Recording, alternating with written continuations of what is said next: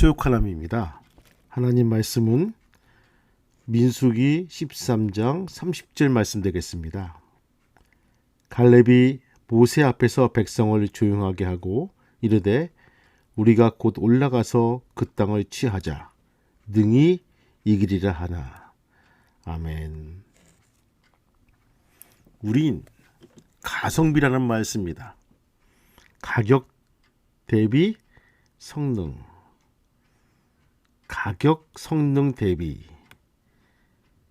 이렇게 하면서 이 물건이 정말 가격에 비해서 좋은지 싼지 아니면 어떤 효율적인 면에서 이것이 참 좋을까 이런 생각을 가끔씩 해봅니다.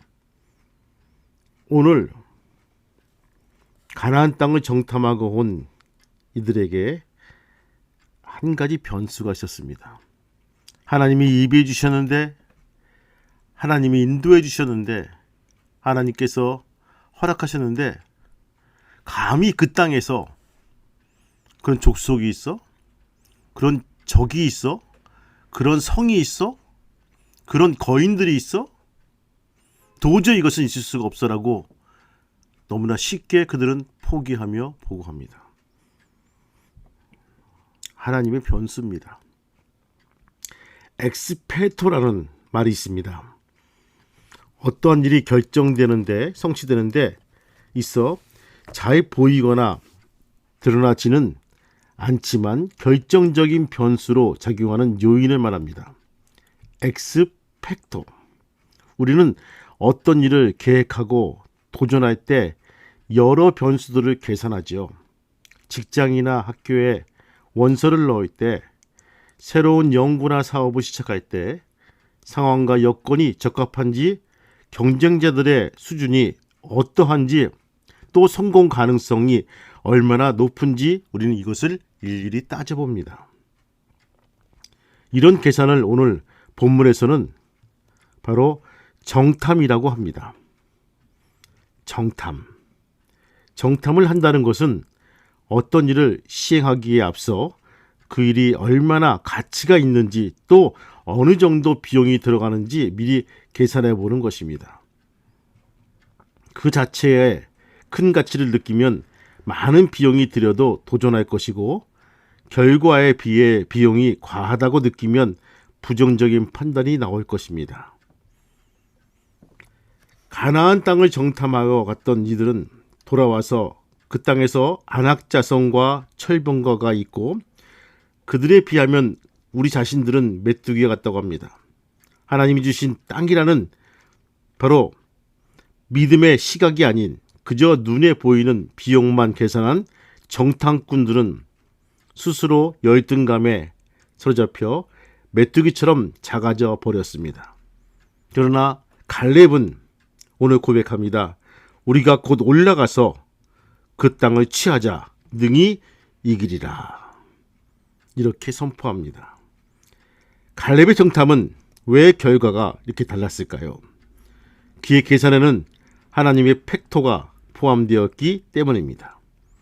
이것이 바로 엑스팩토입니다. 그들과 비교하면 우리는 정말 메뚜기일지 모릅니다. 아니, 맞습니다. 메뚜기입니다. 그러나 하나님이 함께 하시면 이길 수가 있습니다. 우리가 지금 이곳까지 우리 힘으로 왔습니까? 우리가 사막에서 먹을 것을 스스로 구했습니까? 우리가 사막에서 먹을 물을 우리가 스스로 구했습니까? 아니라는 것입니다. 모두가 하나님의 은혜고, 모두가 하나님의 은혜고, 모두가 하나님의 사랑이고 하나님의 보살핌이라는 것입니다. 그것을 잊어버리고 말았다는 것입니다. 그들이 홍해길을 그들 스스로 내어서 건넜습니까? 애굽에 10가지 재앙을 만들었습니까? 언제나 하나님의 변수 때문에 우리가 지금까지 승리한 거 아닙니까? 정탐하지 않고 계산하지 않고 무조건 도전하는 것은 믿음이 아닙니다. 하지만 그 계산에 하나님의 팩토를 포함시키지 않는 것도 믿음이 아니라는 것입니다. 하나님이 모세를 향해서 말씀하십니다. 이 백성이 어느 때까지 나를 멸시하겠느냐? 내가 그들 중에 많은 이적을 행하였으나 어느 때까지 나를 믿지 않겠느냐? 이렇게 말씀하십니다. 정말 하나님을 믿으십니까? 그러면 우리 계산에 반드시 엑스팩터를 포함시켜서 살아갈 수 있는 귀한 믿음의 성도가 되시기를 주님의 이름으로 축복합니다. 아멘. 기도합니다. 우리의 창조주신 하나님, 세상의 계산이 아닌 하나님의 계산을 신뢰하는 삶을 살게 하여 주옵소서. 애굽을 탈출하고 홍해를 건너서 광야를 지나는 동안 늘 백성을 살피셨던 하나님을 잊지 않게 하옵소서. 강하고 담대한 믿음을 가질 수 있도록 허락하여 주옵소서. 예수님의 이름으로 기도합니다. 아멘.